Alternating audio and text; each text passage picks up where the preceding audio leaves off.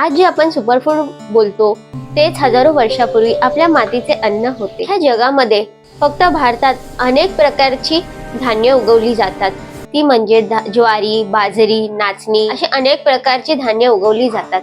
ही फक्त धान्य नाही तर ही ताकद वाढवणारी संपत्ती आहे। पूर्वीच्या काळात बाळासाठी वेगळे असे अन्न बनवले जायचे नाही, पण जे आई खायची तेच अन्न बाळासाठी योग्य मानले जायचे।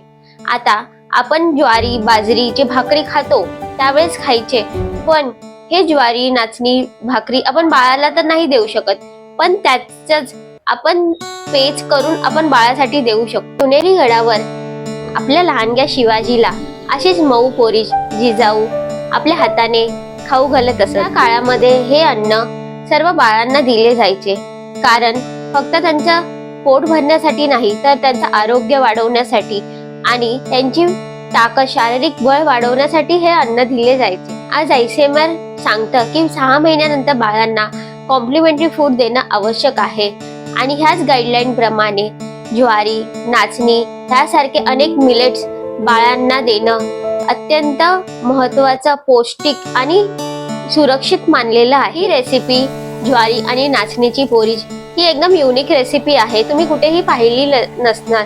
ही रेसिपी मी आज तुम्हाला दाखवणार आहे।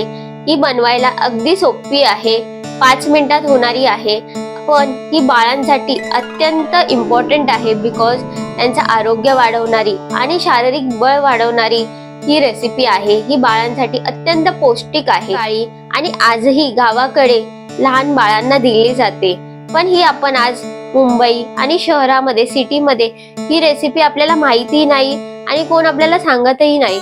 त्यामुळे ही रेसिपी मी तुमच्यासाठी घेऊन आली आहे, त्या प्रत्येक बाळासाठी, त्यांना शारीरिक बळ त्यांचं वाढवण्यासाठी। आणि नाचणीमधून आयर्न्स, कॅल्शियम आणि फायबर्स मिळतात, जे लहान मुलांना, लहान बाळांना त्यांच्या ग्रोथ डेव्हलपमेंटसाठी खूप खूप इम्पॉर्टंट आहेत। त्यामुळे ही रेसिपी नक्की तुमच्या बाळांना द्या। कारण रेसिपी पाहूया, पण त्याच्या आधी माझ्या चॅनेलला तुम्ही सबस्क्राईब केलं नसेल तर नक्की सबस्क्राईब करा, त्यामुळे मला मोटिवेशन मिळतं आणि तुम्हाला नेक्स्ट रेसिपीची अपडेट मिळते। आता आपण ज्वारी आणि नाचणीच्या पीठची रेसिपी पाहणार आहोत।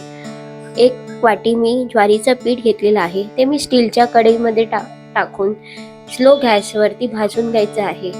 एक 5 ते 10 मिनिटं भाजून घ्यायचं आहे। थोडंसं ब्राउनिश झालं पाहिजे, एकदमही नाही ब्राउनिश झालं पाहिजे, थोडंसं हलकं, कारण की ते पचायला बाळाला इझिली डायजेस्ट होऊ शकतं। आता हे भाजलेलं पीठ आपण एका ताटामध्ये काढून घेणार आहोत, जेणेकरून ते थंड होईल। हे थंड झालं की आपण ते एका एअरटाईट कंटेनरमध्ये हे करणार आहोत, स्टोअर करून घेणार आहोत। हे एअरटाईट कंटेनरमध्ये तुम्ही 15 डेज आरामात हे यूज करू शकता, ते पीठ खराब होत नाही, तुम्ही फ्रीजमध्ये हे ठेवू शकता।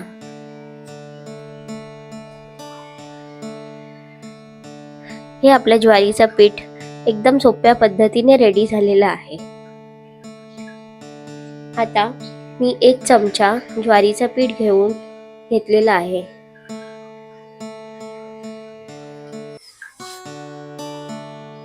आता मी नाचणीचं सत्व घेतलेलं आहे, हे मी बालवर्धक प्रोडक्ट वापरलेलं आहे, जे विदाउट एनी प्रिझर्वेटिव्ह आहेत। ते पण 1 चमचा नाचणीचं सत्व घेऊन त्यामध्ये पाणी टाकलेलं आहे आणि व्यवस्थित मिक्स करून घ्यायचं आहे। त्याचे लम्प्स फॉर्म नाही झाले पाहिजे, ते व्यवस्थित पाण्यामध्ये सर्व पीठ डिझॉल्व झालं पाहिजे।